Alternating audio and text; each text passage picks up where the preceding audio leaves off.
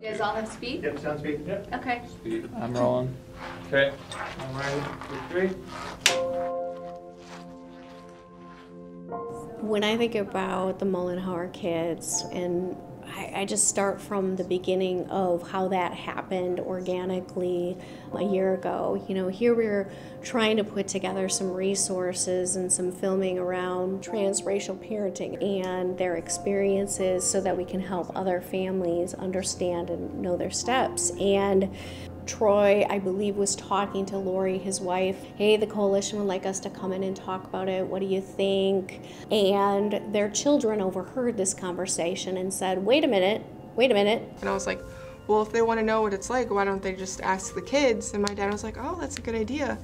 I guess he thought it was cool that we could share our views and they could share their views and kind of see how it compares. And so then Troy reached out to me and said, you know, Ori, I don't know what you think, but the kids would like to be involved in this filming. Are you okay with that? And I was like, are you all okay with that? I want to make sure you're comfortable. I want to make sure the kids are comfortable. Do they understand what they're getting involved in?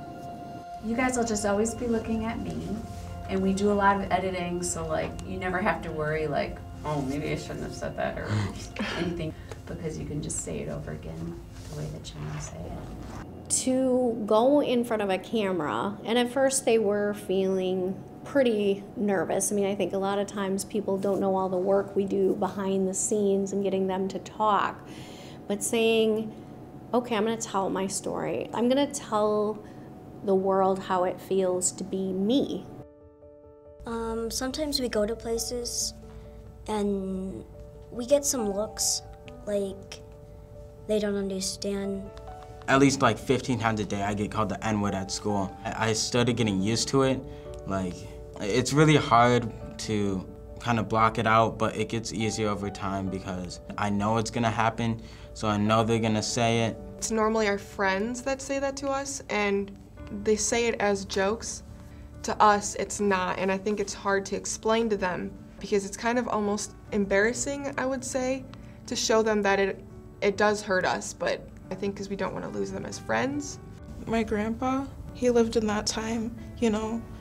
My mom told me that he didn't believe that people of color like us could, he didn't understand. And once I was the firstborn, and once he saw me, my mom told me that once he saw us, we changed him. He was a totally different person. He loved us. I think courage is trying to do something that is scary for you, but you lean into it because it either makes you stronger or it helps someone else. We would be being taught about slavery, and they would look at me because I was the only black person in my class. Yeah, that's a big one. Slavery units in school, everyone would always like stare at you and be like, oh, those are your ancestors. Yeah, but we had nothing to do with that. Sometimes a teacher will put you on the spot and be like, so how does this make you feel? I didn't know what to say because I was like, I can't believe you just asked me that in front of everyone. That's courage. Standing up and saying, this is my experience, and this is hard, and I trust you to honor my experience. Not only black people are going through this problem, other people are racist to other races. It could be your children too. And you don't bother to ask about it because you're scared to, and you don't want any conflicts to come up with you and your children. These kids matter, and their lives matter, and if we don't do this work, nothing will ever change. We could have never guessed the impact of what they had to talk about because it was their truth. And our hope is that it's powerful to everybody, not just within our space, but that everybody understands that we have to be able to listen to somebody else's truth. What's up, everybody? This is Alec Ingold with the Las Vegas Raiders, Green Bay, Wisconsin native, adopted, biracial, and the Moldenhauer family.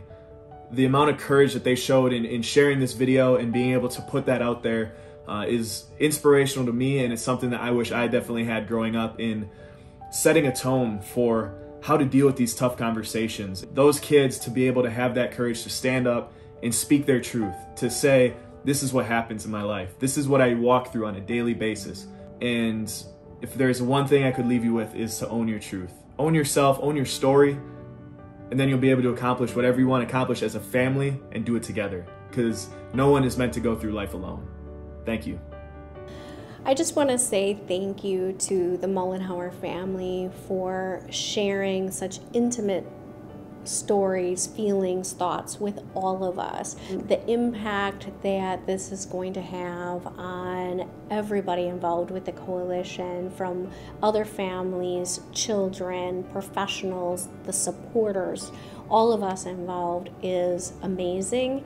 And we are so grateful because we believe that that kind of storytelling will impact people beyond just this one-time experience. Even if they're not blood, the love is always gonna be there.